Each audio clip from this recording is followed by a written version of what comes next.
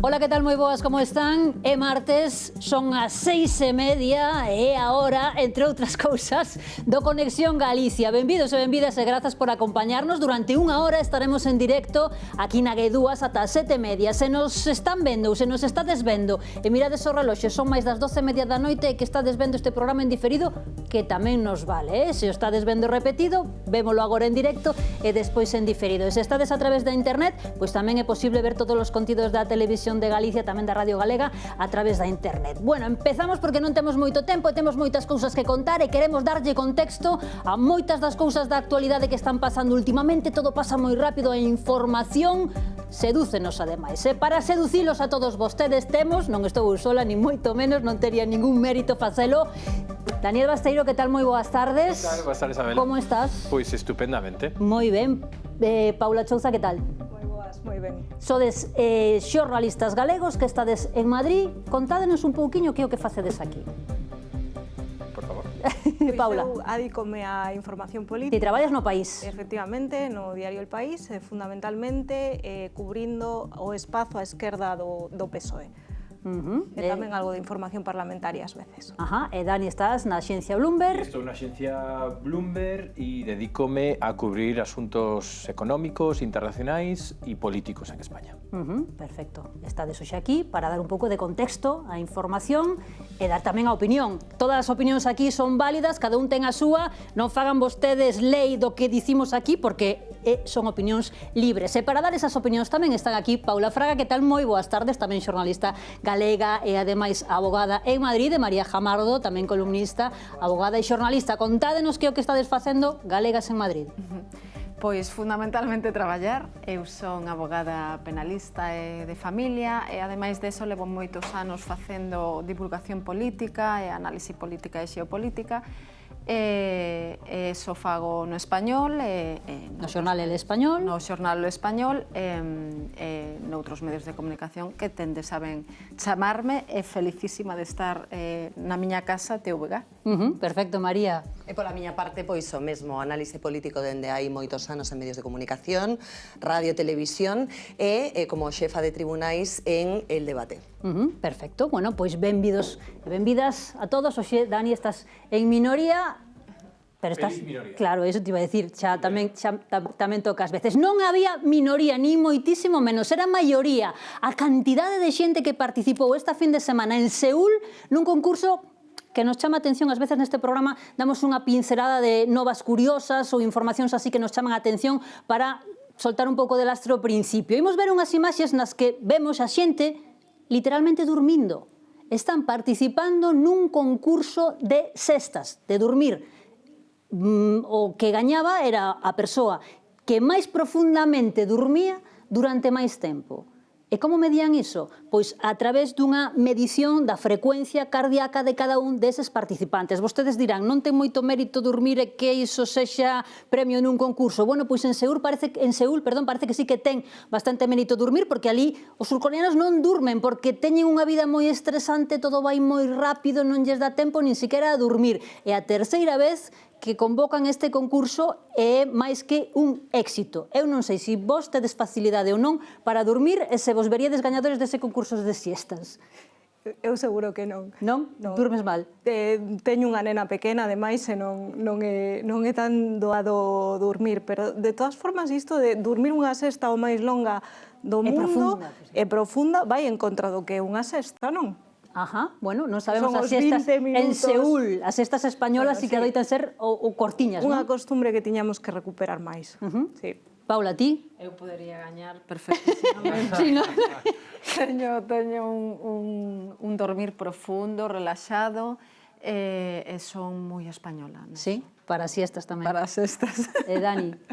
Eu non teño tampouco problemas para dormir, ainda que en Madrid xa sabedes que cando chega, estamos nunha etapa fantástica, en realidad maravillosa. De temperatura, queres porque dicir? se está ben, pero aí nunhas semanas ou un par de meses chegará esa calima que tan difícil fai ás veces dormir. En calquera caso, eu coincido con Paula porque as sestas teñen que ser breves, por si non levántase se cadra peor do que se deitou, non?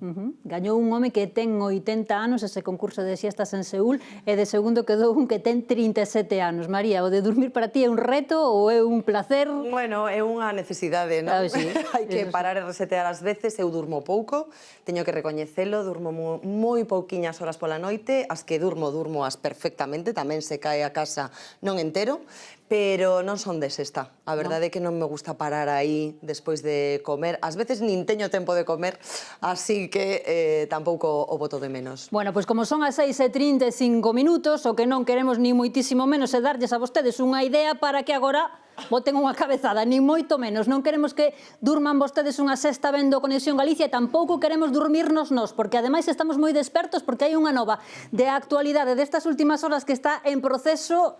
Seguramente xa a escoitaron e seguramente tamén lles chama a atención porque é algo que posiblemente despois do tema da pandemia do COVID agora estamos un pouco máis sensibilizados e probablemente tamén máis preocupados. Falamos do Antavirus, ese barco que está fronte ás costas de Cabo Verde. 3 persoas xa perderon a vida, hai 14 españois a bordo. Por certo, hai unha persoa galega. As autoridades, a Organización Mundial da Saúde están vendo a maneira de trasladar a esas persoas, hai moitos asintomáticos. Bueno, Daniel Basteiro, ti estabas agora comentando que estabas en contacto coas autoridades, co Ministerio. Contanos un pouco o contexto desta situación. Bueno, pues o que sabemos é que hai un barco fondeado en Cabo Verde, onde hai 14 españois, un deles galego, e onde se teñen detectados 6 casos, 3 deles xa fatais, 3 persoas morreron e outras 2 persoas están á espera de seren evacuadas, previsiblemente aos Países Baixos e a Alemania. Un barco onde hai ese brote de antanovirus que é de difícil, de moi rara transmisión entre humanos e con orixe nos roedores.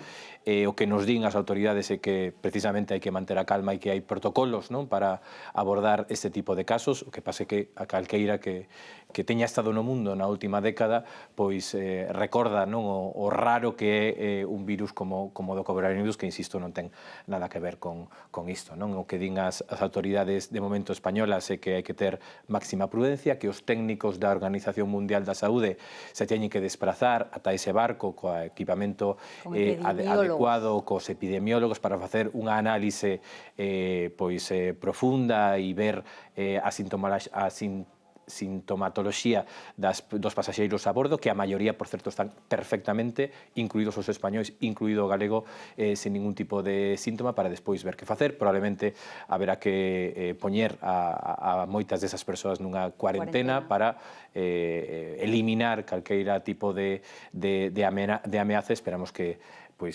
todo se quede no susto. A cousa é que ese barco, que é un cruceiro de luxo, polo que as 150 persoas que viaxen a bordo pagaron moitos milleiros de euros por esas pasaxes, a cuestión é que está en Cabo Verde, pero hai a posibilidade, en este momento, cando son as 6:38, sobre a mesa está a posibilidade, ainda que parece que xa se vai desbotando, pero está a posibilidade de que ese barco se xa trasladado ás Canarias. Non se sabe exactamente a que illa ou a que porto, se a Tenerife ou a Las Palmas. Tardaría desde onde está, desde Cabo Verde, uns 2-3 días en chegar ás Canarias, porque agora mesmo é o porto máis próximo a Cabo Verde. En Cabo Verde non deixan desembarcar a esas persoas. A idea que se está poñendo sobre a mesa é que esas persoas sexan desembarcadas nas Canarias. Pero dicimos é moi probable que non sexa así desta maneira, porque o Goberno de España, tamén desde o Goberno de Canarias, están dicindo que exactamente non lle ven a necesidade. Claro, non se sabe moi ben se será Canarias, se será Países Baixos, son as opcións que se están barallando. En todo caso, creo pensar, por suposto que sí, que en España poderíase acoller e facer frente a acoller a estas persoas. Escoitaba antes a un experto médico, porque os que temos que escoitar falar, que o que fai falta son unidades de cuidados intensivos para estas persoas. Claro, nos hospitales de Canarias están perfectísimamente dotados para esta situación. O que pasa é que, claro, tendrían que falar as autoridades competentes e os expertos médicos para explicarnos cales son as consecuencias destas enfermedades, síntomas, deixarnos un pouco tranquilos. disculpademe o chascarrillo, pero es que eu escoitei pouco antes de entrar a Fernando Simón decir tranquilos, eu xa presigneime, porque recordoume o coronavirus cando ele decía tranquilos, non pasa nada, van a ser unhos centos de casos, non vai pasar nada. Entón, quedei un pouco intranquila ao escoitalo a él, pero en xeral creo que temos que confiar o que nos digan as autoridades. Neste caso está bastante acotado, non? É dicir, é un espazo cerrado e concreto, que é un barco. É un barco. É dicir, fora de aí, salvo os focos. O que pasa é que está dicindo que pode ter que o contagio fora Exacto, antes de embarcar na Argentina. Ahora hai dous traballos en paralelo. Por unha banda está o tratamento das persoas que xa están dentro do barco. As asintomáticas que teñen que estar ailladas, pero en observación permanente para ver se desenvolven algún dos síntomas Claro, que porque se parecerá hai un relacionan período de incubamento de 1 a 6 semanas. Entón, claro, o matrimonio que foi o foco, a orixe nese barco O inicio, dese contagio, que faleceron. Chegou de fora do barco, non? Entrou no barco aparentemente ben, pero desenvolveu ese cadro clínico que levou o falecemento dos dous membros dese matrimonio e o contagio de outros pasaxeiros, non? O que se sabe é que saíron de Terra de Fogo, de Ushuaia, de Argentina, do sur máis sur do continente americano, e que foron facendo escadas en distintas illas tamén Facendo excursións africanas. Entón, tampouco saben se viñan con elo de orixe en orixe ou se nesas paradas, como esta é unha infección que se transmite polo que eu preguntei en expertos epidemiolóxicos a través dos ratos, do que teña que ver con ratos, ratas ou co resto similares. das feces dos ratos tamén. Efectivamente, ou ben tamén a través de picaduras de insectos que puideron estar pousados neses restos biolóxicos, pois tampouco se ten moi ubicado se foi no inicio ou se foi durante unha desas escadas nas que os pasaxeiros baixaron para observar aves, algúns deles, non? Porque o cruceiro era moi específico. Entón, E de luxo, ademais. Claro, por unha banda está o tratamento da xente que está dentro do barco, contaxiados ou asintomáticos, do persoal, do aillamento, de toda esa prestación sanitaria que é precisa. E que a min, por razóns de humanidade, pareceme que é innecesario este debate. É dicir, se podemos axudar, hai que axudar, como sempre nos animan a facer en todas as cuestións de urxencia. E despois, por outra banda, hai que rastrear eses contactos, eses puntos onde cada un dos pasaxeiros dentro desas escadas baixou. Que contactos tivo? Son 150 persoas, a rastrear de 14 nacionalidades diferentes. Amplíase, multiplícase exponencialmente, porque puideron ter contagio Pero é capital, porque senón o proceso non tería sentido. Claro, efectivamente. Entón, bueno, pues en eso están as autoridades, a ver si se deciden rápido, porque dende logo que non se pode permitir. Leva 46 días en tránsito esta embarcación. María, dicía María, se nos precisan, hai que axudar, e ademais temos a capacidade. Dicían precisamente Clavijo desde o Goberno de Canarias que non está moi por a labor de aceptar ese barco, se ten que ser, será con todas as garantías seguro, pero había algunhas voces que tamén dicían, home, isto podería chegar a ser se non se reciben unha misión de socorro. Sí, entendo que en España, en concreto en Canarias, ten que haber unidades de aillamento, non, para facer seguimento pois destes casos, evitar que haxa contagios innecesarios.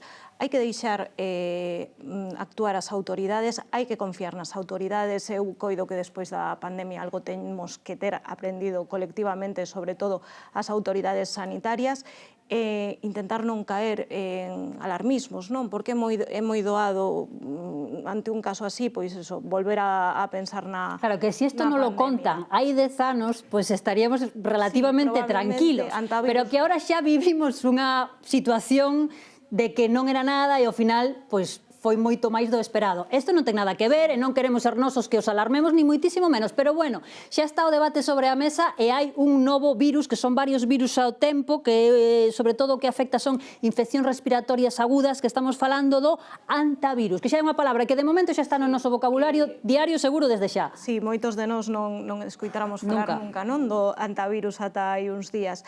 Bueno, moita prudencia, deixar actuar as autoridades, efectivamente sería unha misión de socorro se non fixéramos o que podemos facer, pero bueno, tamén moita prudencia, sí. Non hai vacina, non hai tratamento para esta esta afectación deste virus e hai unha mortandade do 30 e do 40%. E dicimos... Tamén é de baixo contagio, polo que eu Claro, li, non? de baixo contagio, pero de momento hai 3 persoas falecidas e o contagio a transmisión en teoría é pois, por algún tuxido, por un estornudo, pola saliva e tamén polo sangue. Simplemente decir que en realidad é que non creo que alarmemos nada. O que pasa é que... Bueno, non sabemos. Nos dicimos as cousas, mellor hai xente que se alarma e outra xente non. Pero quero decir, creo que ten unha explicación psicolóxica absolutamente, non? O sea, no sentido de que España viviu un trauma co coronavirus. Entonces, claro, agora escoitamos virus, escoitas a Fernando Simón... Ti estás aí con Fernando Simón que dastes enganchada. Sí, o que sexa, quero decir, algo que nos rememore aquelos momentos que foi un momento de moitísimo dor nacional é normal. Pero que non se trata de alarmar, pero que creo que ten esa explicación psicolóxica, social e comunitaria. Xa se produxo co ébola, non? Que é moito máis similar, eu penso, que coronavirus, porque o coronavirus tivo as implicacións que tivo por unha mala xestión, malas decisións e tardías nalgúns casos. Estamos habendo agora un xuizo, además, moi relacionado co tema da pandemia, que tamén nos amosa ata que punto as autoridades ás veces non cumplen con súas obrigas ou teñen outras prioridades. Pero co tema do ébola, a mí sí pareceme que temos bastante experiencia e que acollimos, non? A persoas que estaban contaxiadas, que as repatriamos, además, porque eran españolas, que hubo contaxios aquí unha vez para o personal sanitario por unha serie de erros que foron personais, pero que afectaron moi gravemente a unha das enfermeiras que atendeu a eses contaxiados, efectivamente, pero que saímos adiante. É dicir, aquí en Madrid hai moi bons especialistas e hospitais, e se hai que evacuar a alguén en helicóptero ou trasladaro dende Canarias, porque o que se está a barallar non é que todo ese mundo descenda a Canarias. Non é porque é o porto máis próximo agora mesmo a Cabo Verde, que é onde está esa embarcación. Que se lles poda levar habituallamiento, auga limpa, que se lles podan levar enseres, roupa, que se poidan tomar decisións dentro dese barco, teñen que estar aillados, esperar, ademais, esa corentena, que pode ser de ata 6 semanas, e, mentres tanto, que personal sanitario especializado e cos trases de protección que son exixidos, que poidan visitar ese barco e prestar a atención sanitaria que precisan, non? Claro, que nós estamos falando dese barco, estamos visualizando, estamos vendo esas imaxes, pero claro, como será estar dentro dese barco que leva 46 días navegando? Xa hai 3 persoas que faleceron, hai 150 persoas a bordo, esa xente está usando máscaras, está mantendo un protocolo de seguridade importante, o que nos chega das persoas que están no interior desa embarcación e que moitas deixan a comida fora dos camarotes para non ter que contactar con outra xente. Claro, isto non quero eu ser frívola, pero dá como para unha serie de Netflix. Desde logo, non, antes falábamos de que hai unha cousa boa e é que os casos que coñecemos, polo menos, están nun barco, pero hai unha cousa mala, e é estar dentro do barco, non? É dicir, a situación de angustia ten que ser tremenda. Sobre todo cando ves que en Cabo Verde, que é onde estás, non te deixan baixar, que están buscando a posibilidade de ir a España, pero tampouco nas Canarias parece que están moi pola labor. Entón, están chegando algunhas, víamolo antes, uns helicópteros ou avións medicalizados para poder tamén trasladar esas persoas aos seus países de orixe. Bueno, hai moito revuelo a nivel global. Sino que a primeira vítima, ao parecer, xa morreu hai tempo. Falase do 11 de abril. Sí. É dicir, e estamos a 5 de maio, non? Entón, a angustia que ten que haber nese barco, pois ten que ser tremenda, non? Por outra parte, eu non vexo ninguna alternativa a confiar na ciencia, a confiar na Organización Mundial da Saúde, a confiar, bueno, en tantos expertos que dedican a súa vida a estudiar. Sobre todo, dis ben, non vexo outra alternativa. Claro, é que non a temos, non? É que é moi humano, non? Decir, pois claro, pensas na pandemia, nese trauma mundial e transversal. Pero igualmente que pensamos que nós estamos máis sensibilizados e que tamén temos esa imaxe colectiva do que pasou, tamén hai que entender que sanitariamente, socialmente, médicamente, científicamente, estamos quizáis máis preparados e máis avanzados polo que vivimos. Seguramente, antes te falaba Paula, non? Por tranquilizar, digo. Supoño que haberá algunha lección aprendida e sobre todo que temos que profesionais moi bons que, polo que sabemos ata agora, coñecen o virus, non? Parece que non hai sorpresas na análise inicial do virus, sino que se está a comportar como se comporta este antivirus, palabra que estamos comezando a decir e a aprender. Eu insisto niso, non? É dicir, non hai alternativa a confiar nos que saben. É ás veces moi non sei, unha tentación, non? Pois dos que non sabemos, dos que non somos epidemiólogos nin médicos, pois dubidar por outros motivos dos médicos ou das autoridades. Eu creo tamén que, por exemplo, en España e no conxunto dos países europeos, por exemplo, a pandemia xestionouse o mellor que se puido, con erros, por suposto, nunha situación de máximo estrés, pero, bueno, comezando por Fernando Simón e seguindo por outros, que hai persoas moi capaces que fan o mellor que poden, non? E neso temos que confiar. Bueno, pois de momento hai 150 persoas que están nesa embarcación e as autoridades coordinadas é o que nos transmiten coa Organización Mundial da Saúde están buscando a mellor maneira de sacar adiante esta situación que dicimos se nova, pero non tanto porque o antivirus non é unha cousa que acaba de chegar, sino que xa se coñece, non ten tratamento, dicimos non ten vacina, pero a cousa é que están as autoridades sanitarias en todo iso, que decía Daniel un pouco. Hai que confiar, precisamente, entre outras cousas, para aumentar a confianza dos procesos. Este mediodía o Consello de Ministros ratificou unha ampliación da Lei da Infancia. Entre outras cousas, do que se trata é de protexer os menores en situacións de vulnerabilidade vencelladas, entre outras cousas, por exemplo, cos procesos judiciais. Paula.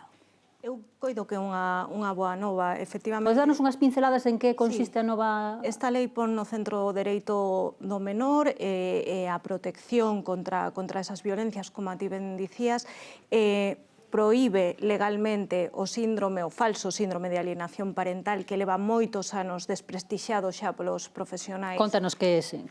Bueno, é cando un proxenitor, o pai ou a nai, se dicía que digamos, manipulaba o menor en contra do outro. Isto está completamente... servía moito no caso dos maltratadores que dicían que as nais tiñan manipulado os menores. Isto está desacreditado profesionalmente dende hai moito tempo por psicólogos expertos e agora xa se proíbe por lei, o cal é unha boa nova. É unha boa nova tamén que haxa legalmente... Sí, estaba prohibido. Xa non se admitía nos procesos penais. Claro, había unha recomendación do Poder Judicial. Non se aplicaba. Bueno, De todos modos, o debate psicolóxico está aberto. Non todos os psiquiatras e psicólogos compran que non exista alienación parental. Bueno, a ver, a alienación parental como tal, o síndrome está totalmente desprestixiado, da igual o sesgo que teñas. Como enfermidade. O que se sigue poñendo e discutindo tanto dende a psicoloxía como tamén en análisis forenses xurídicos son as influencias do pai e da nai, porque iso vai a seguir. Eu son abogada de familia e vexo existen. Sexan nais ou sexan... Bueno, pero está ben que haxa unha protección pensando no menor, non? Porque claro, entre os adultos ás veces non actuamos ben, pero o importante aquí é protexer sempre o dereito e a capacidade psicolóxica e social e vital dos menores, non? Pero iso non pasa por negar a evidencia, é dicir, que tamén hai que ter en conta esas inferencias para tomar decisións, porque hai ás veces que hai nais ou pais que sí influen negativamente no concepto que os pais e as nais ou que os nenos teñen sobre outro proxenitor en pero, por exemplo, se hai un maltratador que está influindo... Ou unha maltratadora. Ou unha maltratadora que está influindo no seu fillo e está causándolle un triple ou non sei que número de perxuízo maior, eso vería que controlar enseguida. A ver, realmente para eso o que se requieren son maiores medios nos xulgados, porque para saber se esa influencia é real, se esa influencia está causando un impacto nocivo no menor, o que estamos sempre exixindo as abogadas, que además estamos no tema de protección de infancia, é, por favor, análisis periciais públicos, vos análisis periciais públicos para ver se eso é así ou non. Eu encontrome con nenas e nenos que foron abusados sexualmente na infancia que pretenden facer peritaxes públicos en 30 minutos. En 30 minutos tú non podes... E cara, ao mellor, aos agresores? Non. Porque iso tamén está tipificado ahora que hai que protexer especialmente o espazo e a ubicación. A ver, que se falamos en serio sobre esta lei, que además, claro, é o que vexo nos xulgados e o que teño que facer todos os días, esta lei ven a promocionar unha narrativa, pero é falso que se está contando sobre esta lei. Explícome. Por exemplo, dícese, o único sí que é certo, é celebro porque sí que é unha boa medida, é que os nenos agora mismo ata os 12 anos non se lles tiña en conta a súa opinión, salvo en casos onde houvese unha especial madurez. Agora sí, en procesos de familia... Con calquera idade se lles vai escoitar. Sí, se lles vai escoitar, e eso sí o celebro. Pero todo o demais que se está vendendo xa está. Síndrome da alienación parental, o tema das habilitacións especiais nos xulgados... Dos espazos físicamente, te físicamente para que sean escoitados. Hai unha serie de cousas que xa están legisladas, o que pasa que reiteran a narrativa para falar de protección de infancia. Si realmente tuvésemos... Falan de ampliación da lei, seña que hai, o que estaba xa está, pero hai ampliación... Son cuestións, como digo, que son, tristemente, polo que vin, narrativa. A única ampliación esa é boa. Agora ben, se tuvésemos un goberno e un ministro de Infancia e Xuventude que de veras quixese protexer a infancia e poñer o interés superior do menor como política pública fundamental, o que teria que facer, en primeiro lugar, é dar moitísimos máis medios aos xulgados, moitos máis recursos.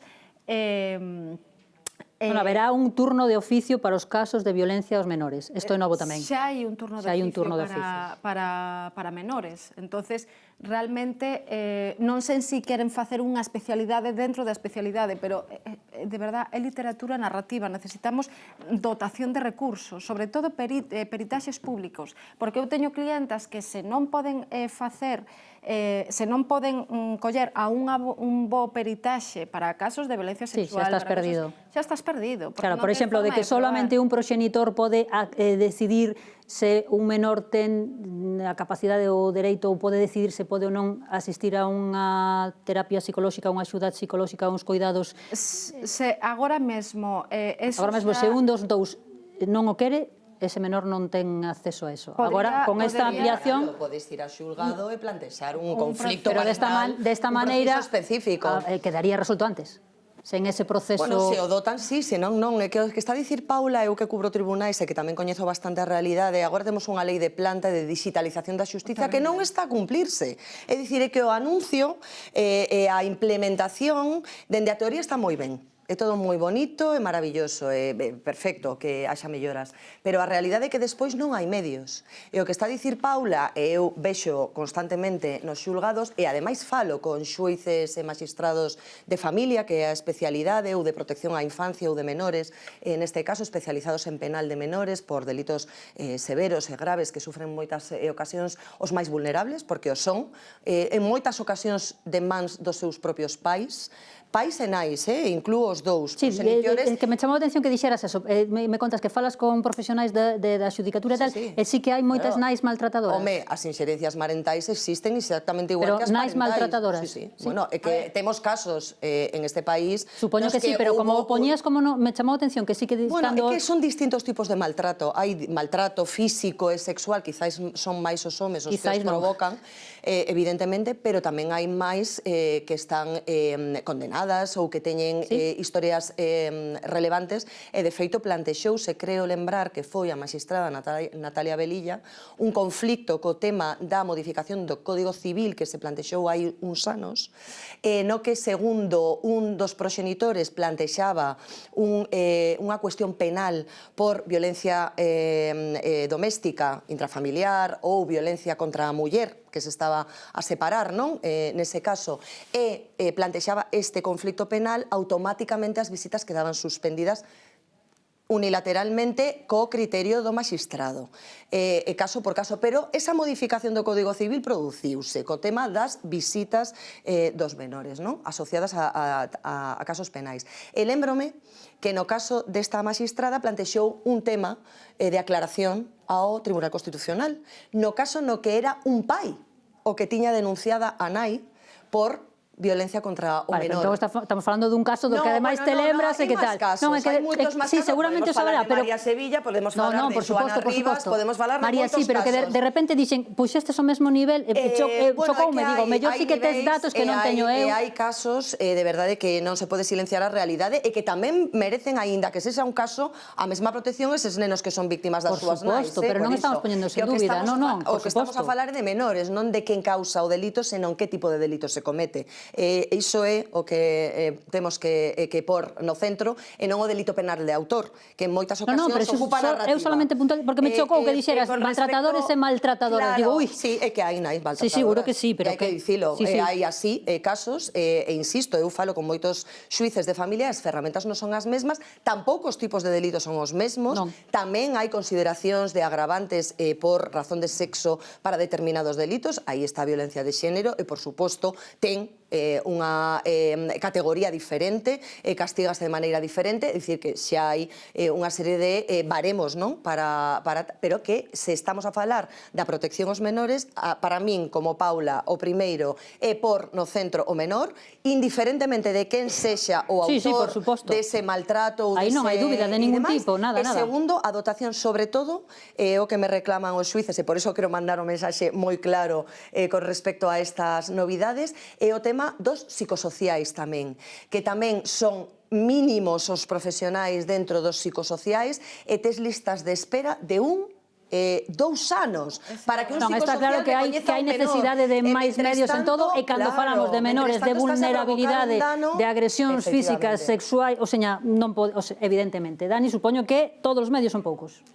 Desde logo, e ademais eu creo que non é incompatible esta lei que retoca aspectos previos dunha lei de hai anos, que polo que se ten comentado aquí, pois a crítica pode ser que é máis narrativa ou que é máis publicidade, pero que en ningún caso vai en contra do dereito do menor, ou que inclúe unha novidade positiva como a idade a que se pode escoitar, ou que proíbe efectivamente algo que podría xa ser a praxe, pero que ahora queda negro sobre blanco como tema do síndrome de alienación parental. Eu supoño que ninguén nega que un pai ou unha nai pode influir no seu fillo ou na súa filla, pois non, se as persoas poden influir en adultos, pois canto máis en nenos, non? Entendo que o tema do síndrome, de vulnerabilidade, que porque estamos falando sempre dun proceso judicial de complicacións no ámbito familiar. É o que queda máis claro aquí. E despois está o tema dos recursos, claro, pero evidentemente, non? É dicir, o mellor inimigo do bon, non é incompatible retocar unha lei de infancia ou mellorar algúns aspectos ou deixar cousas máis claras, aínda que xa se estiveran a aplicar,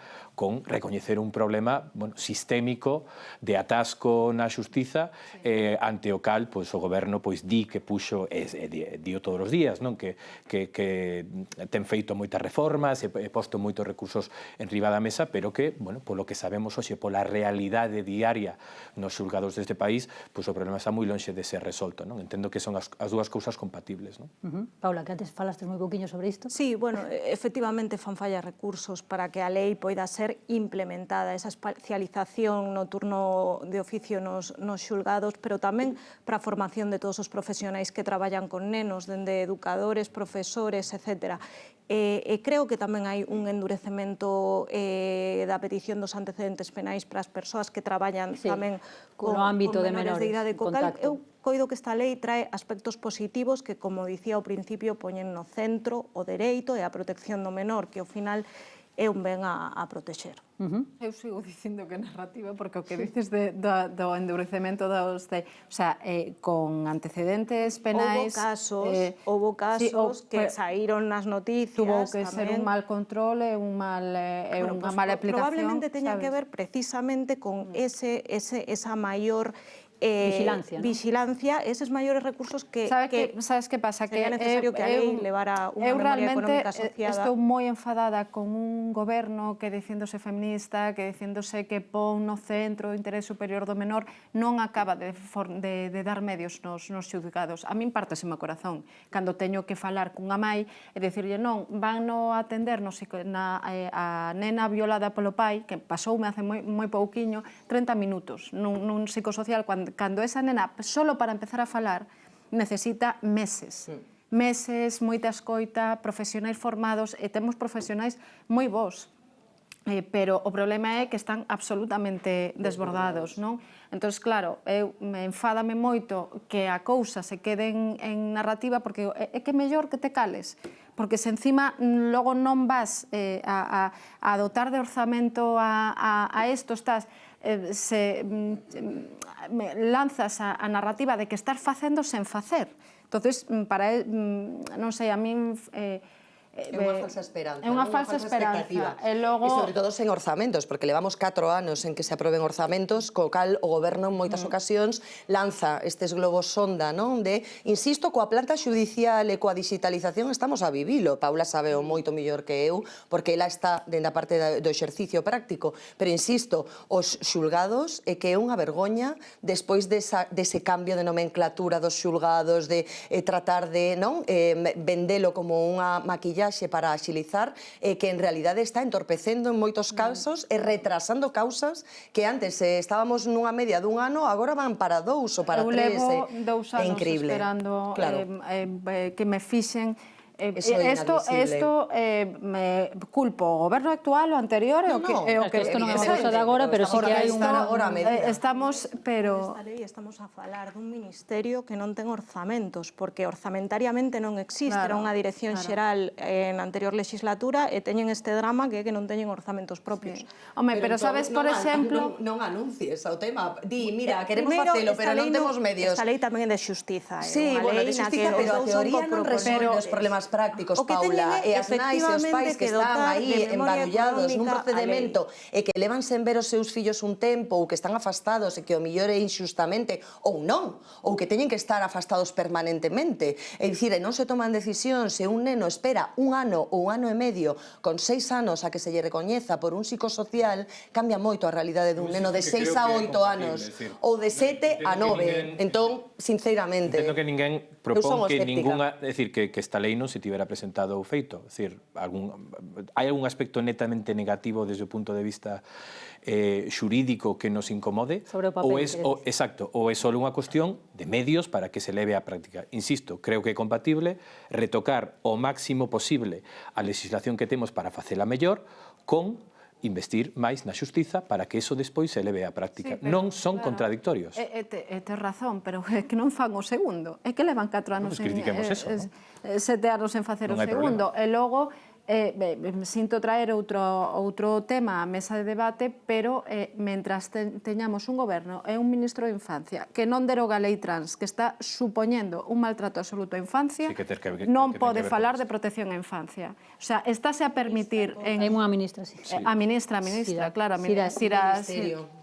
O Ministerio de Estirarregos, un ministerio. O Ministerio de Infancia, o sea, promociona narrativas transxénero. Chegou o goberno con narrativas transxénero.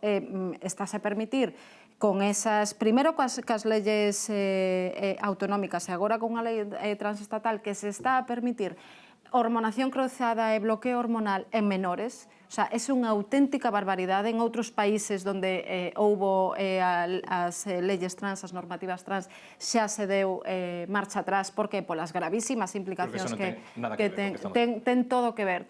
Tú non podes estar falando de protección, non podes estar falando de protección á infancia mentras estás permitindo, estás fastidiando a unha xeración completa. Estamos falando de o recoñecer dereitos. É violencia contra os menores. É maltrato. Que é un debate completamente diferente. Sí, son dúas cousas diferentes. Da lei trans, pero non sei se... Seguramente podemos anotalo para falalo noutro momento, porque... Por exemplo, é unha crítica xurídica que non se teña previsto nesta lei de mellora da protección á infancia, non? E de polos menores no centro, que, por exemplo, haya maiores proteccións, maiores tutelas, maiores seguimentos, maiores análisis médicos, psicolóxicos e psiquiátricos para eses cativos que están sendo en moitas ocasións tamén mediatizados polo descoñecemento, pola falla de formación ou pola mala fe dos pais e nais que os están animando sen ningún tipo de control. Pero que apuntaba Paula que esta ampliación está pensada un pouco para esa vulnerabilidade no ámbito dos malos tratos laboral non, familiar. Por poner un exemplo, sabedes que a cuestión trans nos procesos judiciais de familia se está utilizando pola parte interesada, pai ou mai. Claro, entendo, pero calquera cousa que poida estar no ámbito familiar pode acabar sendo utilizado. Sí, pero se está utilizando outras cousas porque temos unha legislación moi permisiva nese caso. Estamos entrando nun tema moi complexo, evidentemente, te de razón, todas as proteccións son necesarias e son importantes. É certo que aí hai un tema do que seguramente deberíamos falar máis profundamente, máis polo miúdo noutro momento. Non se pode falar de protección á infancia mentras mantes esas políticas transxénero. Vale, bueno, pois deixamos a narrativa e imos falar de datos. Hoxe saliron os datos do paro España supera por vez primeira os 22 millóns de traballadores. O paro cae, é unha cifra récord tamén, por debaixo dos 2,4 millóns de persoas. En abril aumentaron en 223.700 persoas o número de afiliados á Seguridade Social. Boa nova, mala nova, como vedes? Sempre unha boa nova que se reduza o paro. É certo que caeu a Semana Santa a cabalo, A non? hostalería sempre abril, Semana Santa levanta eses datos. A Semana Santa e o mes de abril adoitan ser sempre vos en canto a número de empregados, pero neste caso sí que hai unha cifra que hai 18 anos que non había un dato de paro tan baixo. Sí, efectivamente, xa o mes anterior fora moi bo. De feito, o goberno xa presumira dos 22 millóns o mes pasado sen ter necesidade, porque os datos eran... antes de tempo, non? Efectivamente, os datos eran xa moi bons e non facía falla, pero fixeron unha contabilidade diferente á habitual e xa anunciaran a cifra. En todo caso, imos ver como afecta a situación de guerra en Irán, o contexto internacional e a crise económica que poida vir nos vindeiros meses, pero hai unha tendencia nos últimos anos, dende a reforma laboral de caemento do desemprego. Creo que é unha noticia que, sen importar que en este ano o goberno, é moi boa para a saúde económica de España. Sí, eu estou de acordo en que sempre que haxa unha baixada de paro, por suposto, é motivo de celebración, é motivo de estar conformes, non? Pero xa estaba esperando que dixera. Non, porque creo que a situación é moi precaria en xeral. É moi precaria, o sea, para min o drama é que instalouse unha nova forma de pobreza en España, en outros países, porque isto ademais non se trata dunha crítica ao goberno, de verdad que non. O sea, trátase dunha crítica a unha situación de precariedade absoluta, de forma... Sí, que traballar xa non te garante que podas pagar un alugueiro ou mercar unha vivenda como pasou sempre, non? Claro, unha forma de pobreza absolutamente, todas son lacerantes, non? Pero traballar e non ter para chegar a fin de mes ou non ter para un aluguer é dramático, non? E logo, por exemplo, temos ese dato, pero fogares con todos os seus membros inactivos en paro subiron un 10% ata marzo, a maior subida en 14 anos desto. Hai datos dramáticos, sobre todo, sí que hai motivos de celebración a nivel macroeconómico e cifras boas, global, pero logo ves que non chega ao día a día, que o micro a xente sigue pasando mal. Entón, hai que... Polo prezo da vivenda, fundamentalmente. Polo prezo da vivenda, porque non hai... O prezo da vida, ao final, non? Sí, bueno, pero sobre todo da vivenda, que se come todo. Claro. É verdade. Dani, aínda falta aquí por contabilizar as persoas que agora están nese proceso aberto extraordinario de regularización. Sí. Estas persoas aínda non están anotadas. Moitas delas xa estaban traballando, pero non regular. Efectivamente, non? Eu creo que os datos son obxectivamente moi bons. Dito isto, iso non resolve todos os problemas que hai. Non hai pleno emprego, non? Non hai pleno emprego. Hai uns datos de paro juvenil que siguen sendo máis elevados que os da Unión Europea, pero claro, vindo de onde vimos, non? É dicir, tendo en conta a situación hai uns anos, os datos son espectaculares. Calqueira goberno celebraría estes datos. Quere isto decir que todo é de cor de rosa, que non hai ningún problema? Pois aquí apuntábase, non? É dicir, a vivenda é a maior distorsión e productor de desigualdade que hai neste momento. Hai outros retos, por certo, sistémicos ou estructurais de hai moito tempo, como a pobreza infantil, que segue sendo vergoñosa desde hai décadas, e que ningún goberno foi quen aínda de resolver, por máis que teñen probado gobernos de distintas cores, non? Creo que os datos económicos macro tamén son micro. É dicir, se estuveramos nunha situación con desemprego como tiñamos hai anos, íamos ver o que era unha crise. É dicir, a economía española está resistindo moi ben, a conxunta europea tamén, pero a española máis. Caeu máis no coronavirus, pero desde entón ten un crecemento e uns datos que fora ven con bastante abraio, aínda que, insisto, eso non soluciona algúns dos problemas que hai. Veremos agora que pasa. Vimos dun shock de inflación tremendo pola guerra de Ucraína, máis dun 10% de inflación chegou a ver. Hai a cesta da compra, a inflación dos alimentos, preocupa moito porque sigue alta, e agora estamos nun momento en que os precios dos combustibles, aínda que hai melloras tamén estructurais, como o prezo da enerxía, etc., etcétera, moito máis baixo que noutros países europeos, ou Italia, Alemanha, Francia, pois a pesar diso hai unha situación de inestabilidade total polo que poida pasar en Irán. Eu creo que os datos son bons, que os datos non resolven todos os problemas que hai, que a vivenda é a maior distorsión e aí hai para todos. Aí hai responsables de todas as cores políticas, pero que calqueira goberno firmaría estes datos. E os datos macro son micro, é dicir, xente con emprego, xente que está cotizando, que está pagando impostos, que contribúe aos servicios públicos e que, en moitísimos casos, ten para chegar a final de mes. María, é certo que son os datos de abril e a hostelería e o turismo levantou moitísimo esa afiliación. Bueno, eu sento ser a nota discordante, pero a mí parecen uns datos terribles, porque están maquillados. Entón, hai que dicir as cousas como son. Aquí o goberno está falando de afiliados, pero non de afiliacións. E resulta que agora hai pluriempleo. Entón, a xente que antes tiña un traballo que estaba pagado con uns cartos ao mes, os que foran, e xa non falo do poder adquisitivo, do prezo dos bens de consumo, inflación, que o goberno negase a baixar o IBE, por exemplo, en algúns produtos, o tema da vivenda, todo. O poder adquisitivo mermou. É dicir, pero aquí temos unha diferencia entre afiliados e afiliacións. O que di o goberno para o seu titular é datos de afiliados, pero é que un afiliado pode ter varias afiliacións. É dicir, que ten varios traballos. Pode ter varios traballos máis precarios que lle rentan o mesmo que antes tiña con un traballo A verdade é que non anotei eu ese dato de cantas persoas eran de traballo repetido. Tes ti o dato? Dígoche, mira, vamos a falar dos fixos discontinuos, non? Que son Dos aqueles 22 millóns de persoas que están afiliados. Vamos a falar de conceptos, xa que estamos a analizar a realidade. Os fixos discontinuos suman ata chegar a 3,2 millóns de parados. Por que non cadra isto coa cifra do goberno? Por que? Porque os fixos discontinuos están cobrando desemprego, non computan como desempregados, pero tampouco computan ou siguen computando como traballadores, non? Entón, esa cifra non se ten en conta. Ambas cifras son falsas. E despois, dos 22 millóns de afiliacións, de traballadores que di o goberno, non son 22 millóns de afiliacións. Hai traballadores, insisto, que teñen máis dunha afiliación. Pero tes ese dato? Non, concretamente non.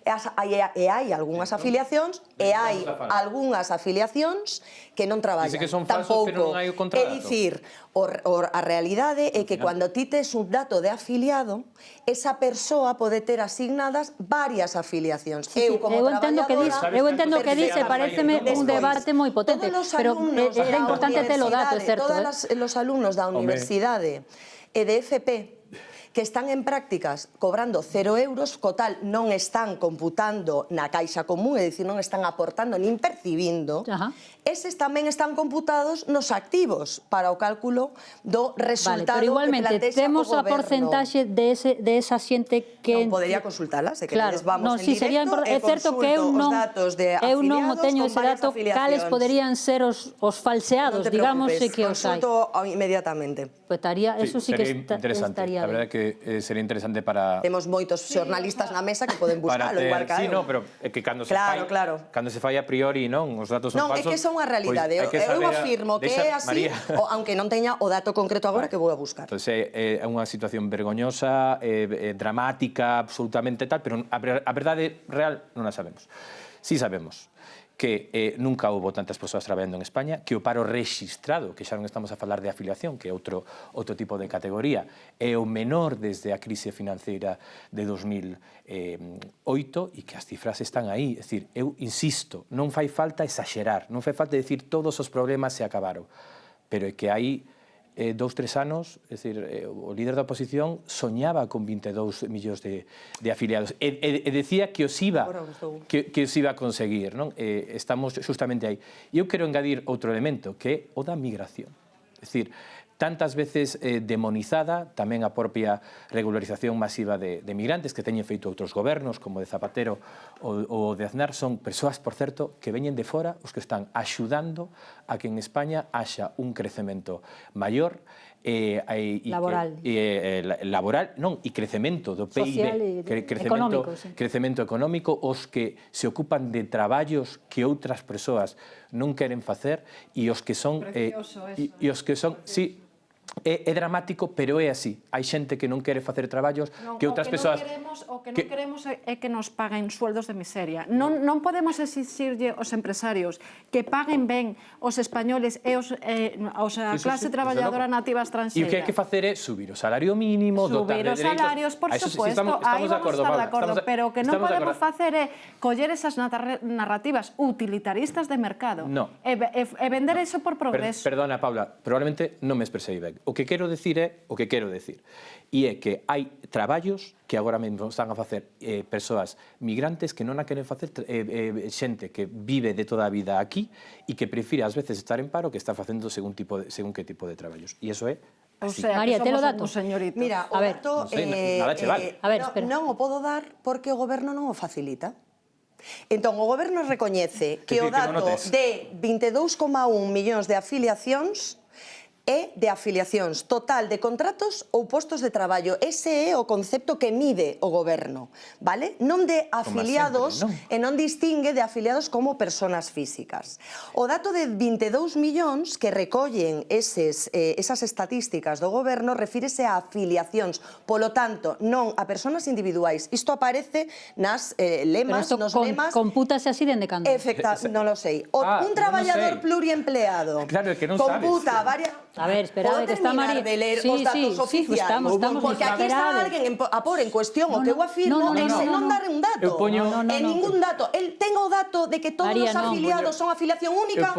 Non, tampouco, pois gracias, remato. Un traballador pluriempleado computa varias veces no total. Isto da enquisa dos datos do goberno, o que significa que nos cálculos do goberno o número real de persoas traballadoras é inferior a ese total.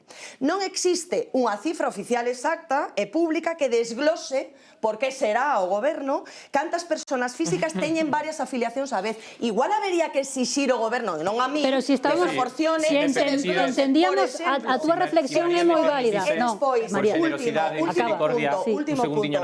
Análisis previos teñen indicado dentro do goberno, digo deste cambio de criterio para analizar, teñen indicado que o pluriempleo pode sumar centos de miles de afiliacións fantasma ou adicionais á cifra total que o goberno non está proporcionando. Claro, pero se a túa reflexión era compartida por todos, é certo que unha persoa que ten 3 traballos, pois non é o mismo para computar.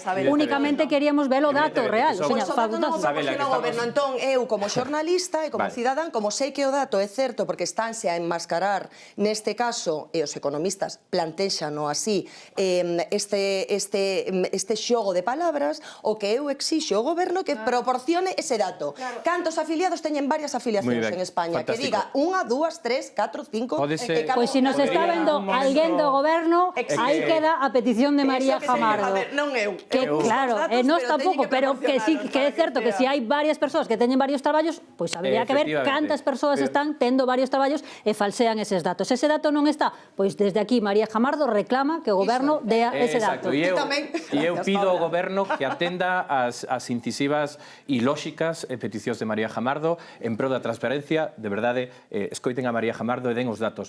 O que haberá que aclarar cando se fala de datos enmascarados, de datos falsos, de situación dramática, antes falábamos do alarmismo, é os datos que proben o contrario. Ou haberá que decir, por certo, se houve algún cambio no criterio de contar as afiliacións ou os fixos discontinuos, porque sabemos que non é así.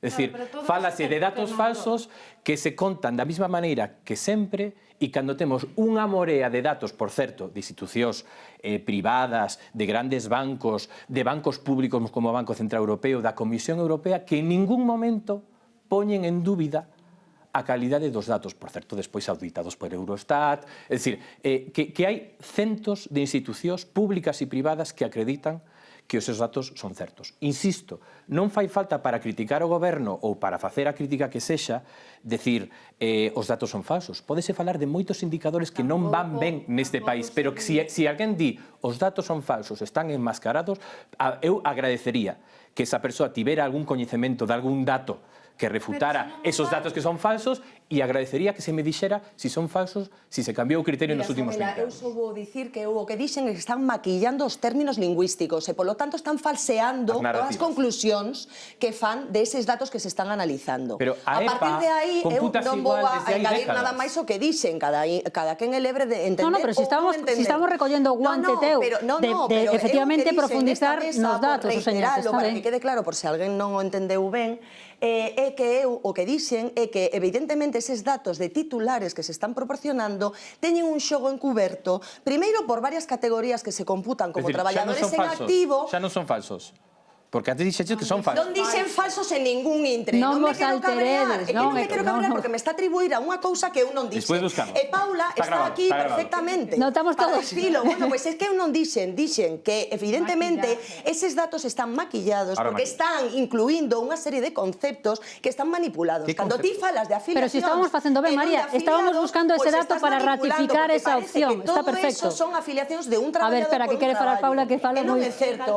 E quen queira entendelo ben, é seguro que os espectadores coñecen perfectamente que o que eu quixen decir, entenden perfectamente a miña reflexión. Paula. Nada, un apuntamento moi breve. En calquera caso son datos dos que as comunidades autónomas presumen despois todas elas. A min dame igual. E tamén, bueno, eu o que Eu digo que o que digo, non que o é tema só da afiliación é unha goberno manipulación central, lingüística. Porque, ademais, os Manteño, diga o que non diga, do Paula. Ministerio proveñen das comunidades autónomas. E logo as comunidades autónomas presumen deses datos. Entón, non sei se é unha cousa soamente atribuível ao goberno. Home, o que fai o anuncio é o goberno. Bueno, pois xa que falamos de... as comunidades autónomas. Xa, pero como analiza os datos volcados as comunidades autónomas e o titular que proporciona o goberno é do goberno, Paula. E se o Consello de Ministros di han incrementado o dato de afiliados. Vamos a ver, se os comparamos afiliados teñen varias afiliacións, insisto, que é unha manipulación lingüística que pode, se queren engadir o tema das afiliacións. E se queremos ser como xornalistas rigurosos, teremos que exixir... Por eso buscábamos o dato para ser rigurosos, María. Si estamos todos no mesmo barco, estábamos de acordo.